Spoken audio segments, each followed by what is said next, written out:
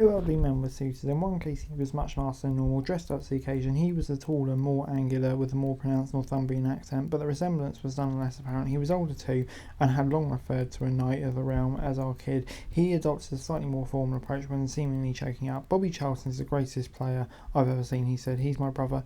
It was 15 years ago when Jack Charlton presented his younger brother with the BBC Lifetime Achievement Award at Sports Personality of the Year. The clip has had an added poignancy after Bobby Charlton recently died at the age of 86, 3 years ago, a couple of months after his 85th birthday. Jack had died.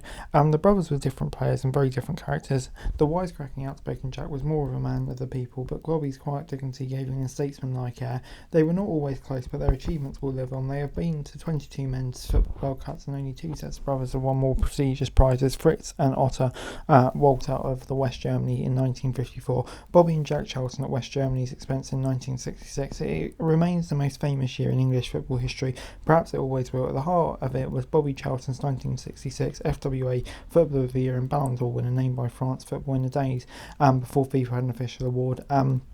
As the best player at the World Cup. Gary Lineker, who was a goal away from equalling Charlton's 49 record and goals for his country, called him England's greatest player. Gary Neville, one of his successors as Man U captain, deemed him the greatest English player. There's not necessarily the same, but in Charlton's case it should be both. Perhaps only the immortal Bobby Moore, the 1966 captain, can challenge him for the title of the finest in an England shirt.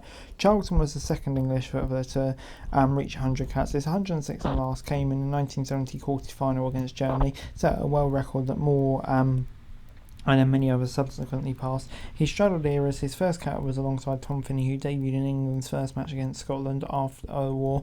One of the last alongside Emlyn Hughes, who has represented his country in the 80s, but defined one a time of glory. 30 years before they sang about football coming home, Charlton brought it back. Their lyric, Bobby belting the ball, conjured images, some in colour, some in black and white, of a figure with a combo of a hairstyle and a cannonball shot.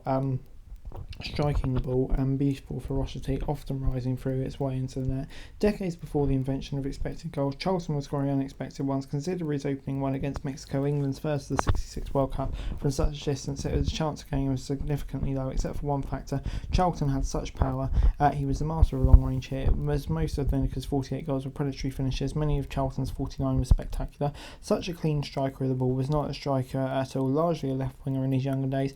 Later, the attacking midfield fulcrum of Sir Alf Ramsey's wingless wonders. He began in the old WM formation, ended up in effect as the tip of the midfield diamond. It was a tactical shift, a belated move into modernity that Ramsey brought. If there was pragmatism to England's World Cup win, Charlton was the artist. With his brace against Portugal in the '66 semi-final, like another double against Portuguese opposition, Benfica in the '68 European Cup final, he illustrated his talent could shine on the biggest stages. The '66 semi-final was seen by his father Robert, a coal miner, as working a shift in the underground in his hometown of Ashington. His duty, Bobby subsequently reflected remarkably. On the grand stage of the '66 final, he was sacrificed. Charlton and Beckenbauer were deputy to man mark each other. They received the same assignments in the '70 quarter final. England's era of ascendancy ended when Ramsey moved Charlton with 20 minutes remaining to save him for the semi-final. The 32-year-old was distracted by the prospects of his withdrawal as Beckenbauer ran forward to reduce England's lead to 2-1. Without him, they lost 3-2. Ramsey thanked him for his service on the plane back from Mexico. Bobby knew his England career was over, just like Jack. It could have still been more glorious. Catch Charlton on, and maybe England would have prevailed in 70, but for the brilliance of the Germans. Charlton wondered if England would have been victorious in the '62 quarter final against Brazil and in tournaments as a whole. He went on to 4 World Cups in all, not taking the field for the first time. Times has rendered it more extraordinary that his England debut came in '58, a couple of months after the air disaster. He scored 2, but if a poorer performance on the third cap was understandable, it came in Belgrade, the scene of the Busby Babes' last game before Munich. It came here have in place of Wood Bottom's starting 11 in Sweden, where Duncan Edwards, Roger Bryan, Tommy Taylor, Eddie Coleman to have lived. Perhaps England would have won more and sooner. But anyway, guys, that's the video. Thanks so much for watching. Like, share, subscribe. Next week's going to have daily F1 news and subscribe to the channel. It's going to be greatly appreciated. Thanks so much for watching. Peace.